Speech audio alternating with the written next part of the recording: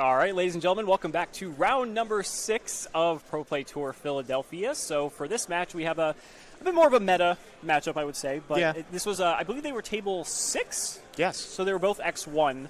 We have put you through the ropes. We made you watch a lot of bad decks, and now it's time to check out some that are particularly good. So for this matchup, we're going to have Pendulum. We saw Pendulum featured, I believe, in round 2. It was more of a novice player, so there was some misplays here, but both these players are X1, so hopefully we're going to see what Pendulum is more capable of doing. Obviously, it's a big threat in the format, but a deck that a lot of people are underestimating quite a lot is Altergeist. Altergeist, I think, deserves underestimation. It lost one of its most powerful cards, or rather it was limited to one. We'll see if it can survive through it. Yeah, well, so we're going to go ahead and just get right into it here. Now, the thing is with Altergeist, yes, it did lose Multi-Faker going to 1. However, there are still ways to mitigate that. I mean, you have plenty of ways to search it in Archetype. I mean, Melusi can access it.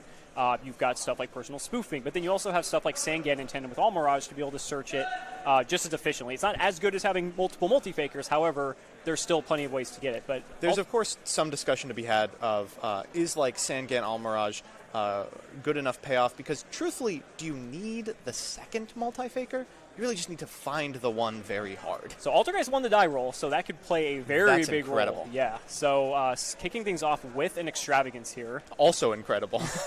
Pendulum, of course, plays very few hand traps. If any. You need a huge density of scales. So it looks like we'll be able to just draw a couple of cards, play Pot of Greed. Yep. Altergeist obviously doesn't really care too much about the extra deck. You're going to max out on the only cards that matter, being what, Hextia, Link Karibo, Almirage. Everything else is pretty trivial at best. What's the Prime Banshee? You're sleeping on the Link 3. Maybe. So we're going to see one set here from Shell. Wow, set and a one pass. Oh, no. Well, I hope that there is a Multi-Faker in that hand. I mean, the fact that he only has one trap, I mean, but what, is his hand just full of hand traps? Because how did he not even summon? Yeah. So Dark Worm start here for Andrew. That's it's a normal summon, but it's probably the best normal summon in your entire deck. Right. Obviously, you would prefer to reborn it from the graveyard because that's free. But any other additional Pendulum means that we're still going to be able to make pre-pend Electromite. Yeah, so you should be fine here. He's going to add the Gate 0. Oath Dragon in the scale. Ooh, and it looks like we are going to have to perform a Pendulum summon, potentially. Okay, so Wisdom Eye is a card that you don't see often played in Pendulum Magician very more. Not that it's a terrible card, but it's something that it's just fallen out of favor. There's just better cards. As Pendulum has transitioned away from like a hardcore Magician deck and towards like a, Magicians is one of 4 particularly good Pendulum engines, Wisdom Eye is on less and less often. It also, though, depends on how players... we see a Pendulum summon, actually, right out of the gate here. So for 4... Ooh, a Gate 4 real. There's Gate 0 alongside a whole bunch of buddies. We might see an old-school Absolute Dragon summon here with those 2 Gate 0s. That would that'd be a treat. But, yeah, it's interesting. I've noticed with Pendulum Magician, they've kind of just transitioned into having a different... like, you can go more Magician-heavy. You can go the Endymion route. You can go the Zephyr route. There's a lot of different engines you can put into the deck. And so it's curious to see...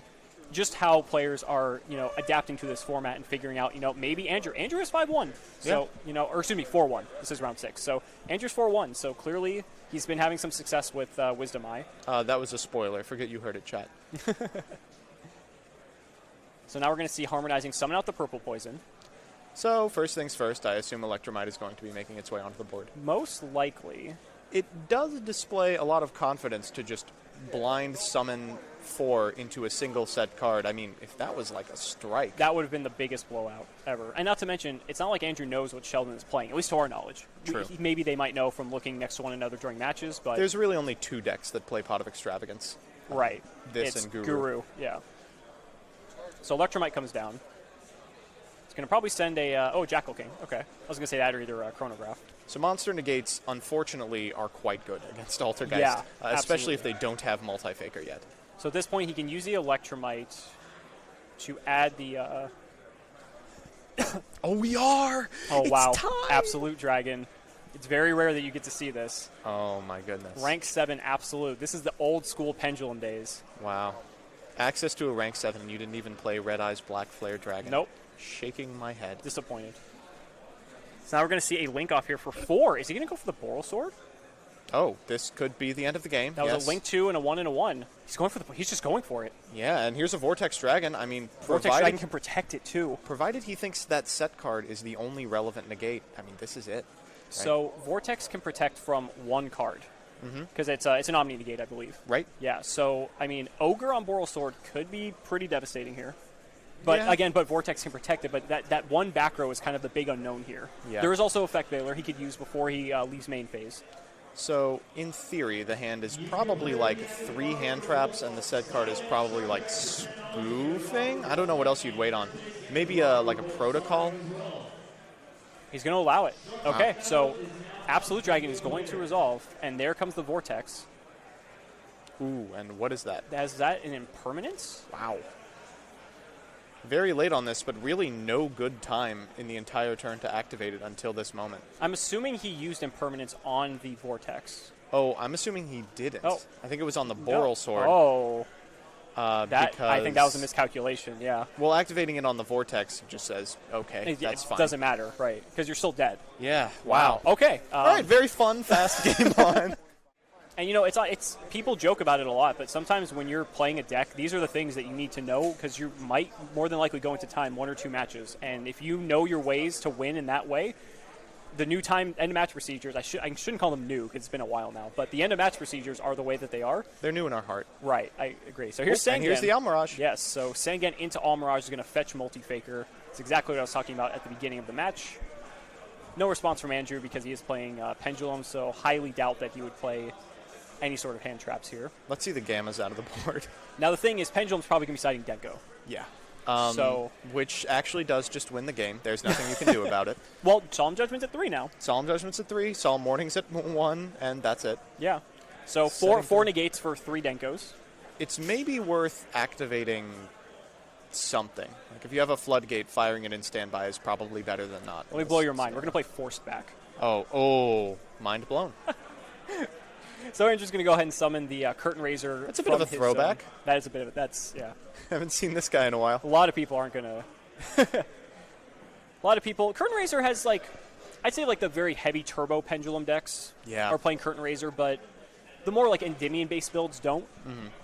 It's like you care a lot less about resolving Electromite immediately if you can just make Endymion first. So Impermanence on the Electromite is good, but it doesn't deal with the arrows, but the Multi-Faker can get a Silquidius out, which could just bounce the Electromite away. Yeah, this is a fantastic position for Sheldon. And Sheldon still has 2 cards in his back row. Like, I feel like that's perfectly fine. You do not want to allow him to get to that Electromite, have the arrows either, which is what makes Ogre such a strong card against it. Like, sure, they get to send something to the extra deck, but it doesn't matter if the Electromite's gone. They're not drawing, they're not cycling, and most importantly, they're not summoning to those zones. I'm curious to see if Sheldon is going to use the Silquidius, though, on the Electromite. We'll at least wait for a scale. Yeah, that's fair. You don't have to do anything just yet, but I assume that will be... Wow, Almirage is insane in this deck. It protects monsters. Can't even go to battle phase to remove it. Here comes Pen Call. Oh, no, it's pitching Wisdom Eye. Pen Call, pitching Wisdom Eye. Is that going to go through? I feel like if you have an Ash, you probably negate it. Yeah, you probably drop it. No, but he's going to allow it. Finding it makes me feel like he doesn't have an Ash. I believe that's Harmonizing in Black Fang? Yes. So you know he has the... that's the gate 0. Black Fang's your high scale, so you know he has Harmonizing in hand. Uh-huh. Is he going to let it go through? It's a thinker. Well, he's going to get 2 monsters guaranteed if the Electromite stays, whereas he just would only have the Harmonizing and, I think, 1 other card in hand. So I think Pen 2 instead of Pen 4 sounds a lot better to me. Well, if he's Pendulum summoning the Harmonizing and 1 of the cards from the extra and the card in hand, it's that's true. Pen He would 3. still get something from the extra. Miss And Valley wow. Apex But Avian. there's the strike. Punished Still. so hard for overcommitting to that feels Pendulum good. summon. Well, it makes sense that you wouldn't bounce the Electromite now. Yeah, now it makes perfect sense. No, please, Pendulum summon 4. Find out what happens. Summon everything. Solemn Strike coming in clutch. No respect from it game 1. Yeah, I mean, is it possible that Andrew didn't know what Sheldon was on game 1? He didn't see a single card but Extravagance. It is possible. I mean, Guru lists are shaving strikes and warnings every day. I don't know that it's that big of a deal to not respect it, but, man, not doing so really caused him here. Yeah, absolutely. So for those of you guys who are just joining us, the top cards on Sheldon's field, there's an Altergeist Multi-Faker on the far left, and then a Silquidius next to that underneath the Almirage. Ooh, and there's a the Conchieri from hand. And let's go to game 3, folks. Looks like it. Yeah, Yep. that's what it is. All right, so game 3 now. Andrew is presumably going to go first.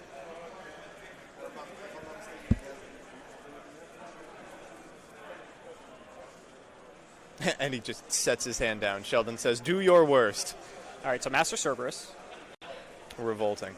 If you have an Ash, boy, is Master Cerberus a fun choke Master point. Cerberus is such a gross choke point just because of the fact that it is a scale 4 that's so devastating. It doesn't send or destroy as cost, so it just sits and rots in your zone, Yep, and locking you out of Pendulum It's summons. such an awkward thing for your opponent to deal with.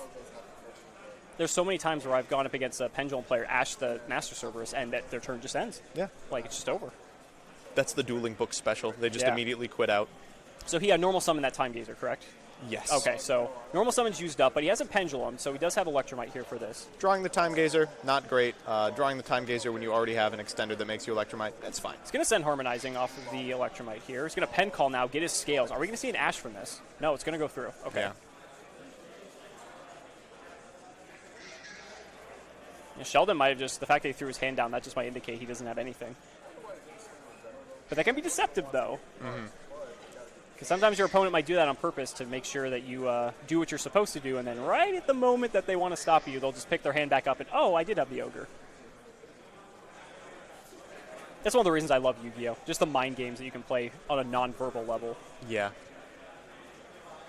All right, so we got Scales of Oath and Black Fang. So 2 and an 8. And so there's a Harmonizing, a Jackal King, and that's it. Yeah.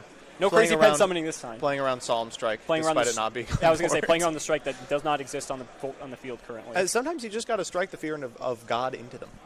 And that's what happened last game.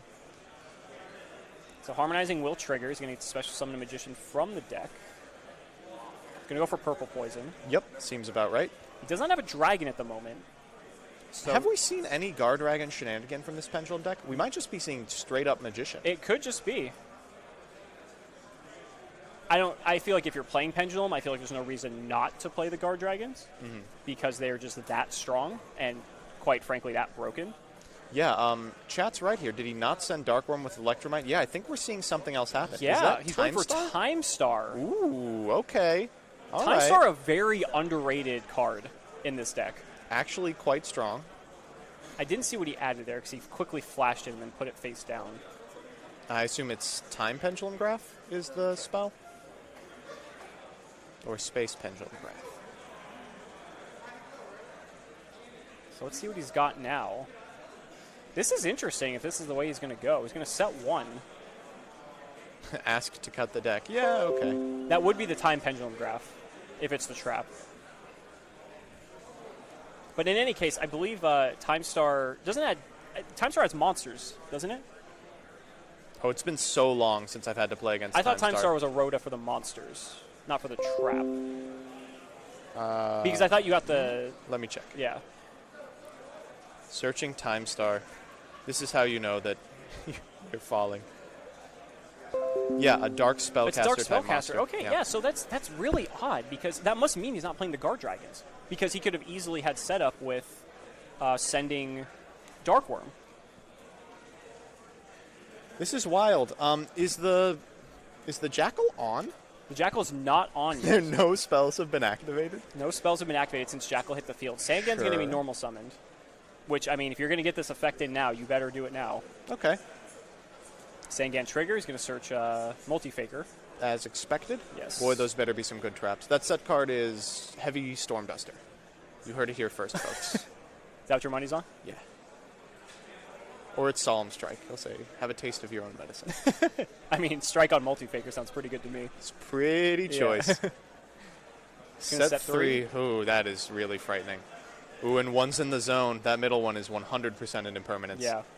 Now, the thing is, strike plus board wipe. It does beat this board.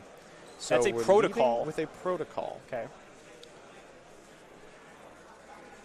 Is he going to activate Multi-Faker? Trying to get this out of the way before the Jackal turns on. No.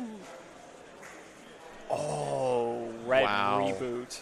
Ooh, well. I think that's just game. Yeah, how do you actually beat that card? One of these set cards would have to be Scapegoat. It's like, that is, Not that Altergeist hasn't played Scapegoat before. Well, yeah. I mean, not that obviously Extravagance changes that a lot now, but yeah, I'm trying to think what the set cards could possibly be. Judgment. You could Judgment Red Reboot, would have been fun. but obviously he doesn't have it because he let Red Reboot resolve. I think this is over. Yeah, pick your flavor of Boral Sword at this point. Yeah, and Time Star also gets to search another Magician, which is... So we have 2 in the hand. Yeah, Chronograph being one of them. I'm going to read Almirage real quick. It's not Link Haribo. You don't have to worry about it. I can't believe the fact that he just set the Red Reboot. Yeah. Like, he just set it. Setting Red Reboot is rough because occasionally you're playing a trap-heavy deck, you end up going, oh wait, you activated Red Reboot, I win in time, and they go, no, I set it. Go, Yeah. oh, there's no cost associated. Sure, Yep. of course. Free card because it was set. It was not activated from the hand. Chat is extremely big-brained. Now imagine if Andrew had added Faker with the Time Star. He could have summoned it off of the Reboot. It is a Dark Spellcaster. Oh my goodness. That's the way that Altergeist has to evolve. It's all about innovation. Here comes the Boral Sword. Yeah, there he is. Boral Sword gives him 2 downward-pointing arrows. Almirage, I believe, also is giving him an arrow, too. Gores, maybe? Oh, wow. 4. Yeah, And that's the going to end do of the it. game. Man.